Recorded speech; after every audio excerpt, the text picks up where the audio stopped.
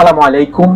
দূর ও কাছ থেকে, দেশ ও প্রবাস থেকে, যে যেখান থেকে আজকে প্রবাস খুঁটিনাটি ফেসবুক পেজ ও ইউটিউব চ্যানেল দেখতেছেন, সবাইকে জানাই আন্তরিক অভিনন্দন ও ভালোবাসা।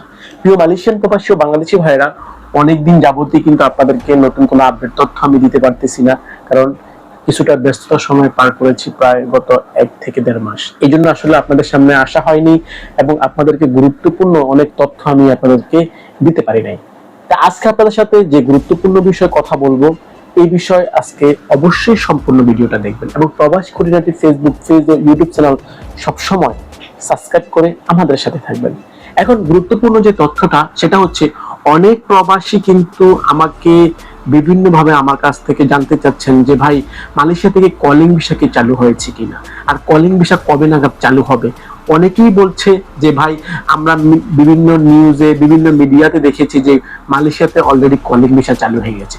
আসলে এই বিষয়ে আপনাদের সাথে কথা বলার আগে আমি কিন্তু বারবার অতীতও আপনাদেরকে বলেছি যে ভাই, মালয়েশিয়াতে প্রথম সারির গণমাধ্যমগুলা এবং বাংলাদেশের প্রথম সারির গণমাধ্যমগুলা থেকে এবং মালয়েশিয়া অবস্থিত বাংলাদেশ হাই কমিশনের থেকে ভেরিফাই ফেসবুক পেজ থেকে যদি কোনো আপডেট তথ্য আসে, তখনই কিন্তু আপনারা এটা বিশ্বাস করবেন।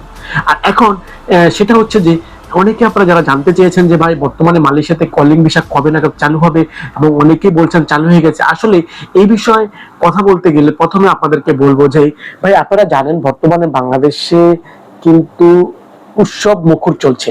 সেটা অবশ্য আপনারা বুঝে গেছেন কেন বলেছি। বর্তমানে বাংলাদেশে ফেব্রুয়ারি সামনের মাসের প্রায় অলরেডি ডিসেম্বর মাসের জানুয়ারি মাসের অলরেডি আজকে 26 তারিখ।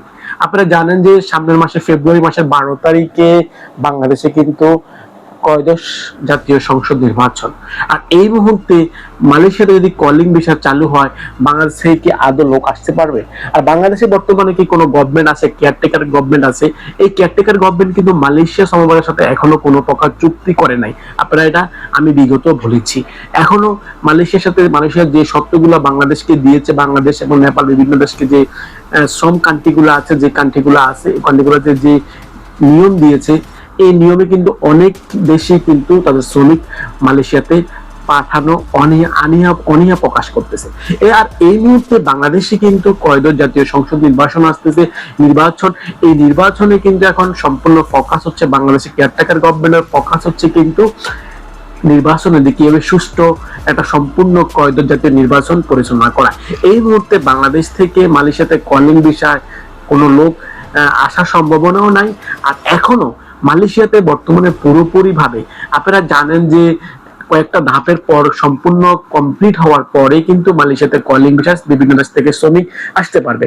আর যে কয়েকটা ধাপ, এই কয়েকটা ধাপের মধ্যে মাত্র প্রথম 2টা ধাপ কমপ্লিট হয়েছে, এখনো 3 থেকে 4টা ধাপ আছে। এই ধাপগুলো কমপ্লিট হওয়ার পরে কিন্তু হয়তো মালয়েশিয়াতে বিদেশি শ্রমিক আসবে কলিং ভিসা। কিন্তু এখনো মালয়েশিয়াতে কোনো কলিং ভিসা চালু হয় নাই, এখনো কোনো দেশ থেকে কিন্তু মালয়েশিয়াতে নতুন কোনো শ্রমিক আসে নাই।